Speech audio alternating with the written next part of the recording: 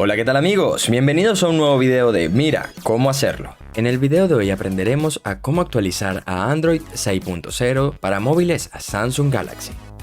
El Samsung Galaxy J3 es un móvil con muchas variantes, de las cuales que no podemos actualizar este Galaxy J3 a la versión de Android 6.0, aunque es importante tener el sistema operativo actualizado, ya que frecuentemente en cada actualización se optimiza el sistema operativo, se agregan características y herramientas muy útiles que hacen el móvil algo más fácil y sencillo, además de integrar nuevas medidas de seguridad para proteger nuestro móvil, por lo que actualizarlo no es una mala idea. Así que dicho esto, comencemos.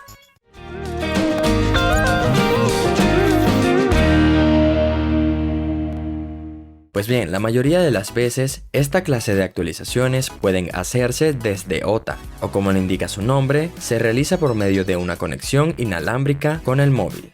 Sin embargo, no necesariamente tienes que actualizar tu móvil desde OTA, ya que una de las herramientas más confiables para actualizar tu Samsung con el ordenador es por medio de Samsung Kies o Smart Switch, siendo así una manera rápida y efectiva de conseguir la última actualización.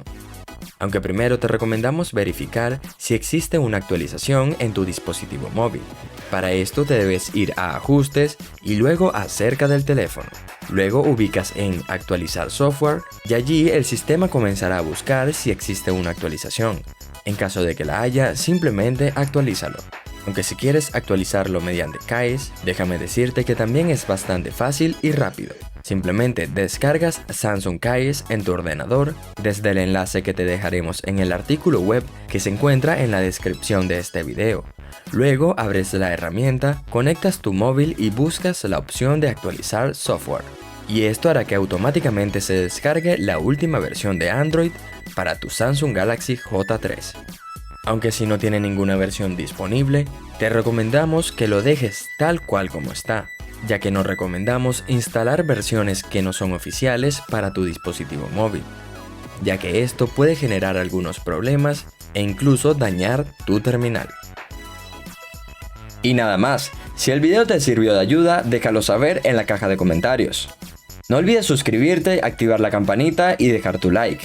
También te invito a pasar por nuestra página web, donde encontrarás mucho contenido interesante sobre el mundo de la tecnología. Un saludo y adiós.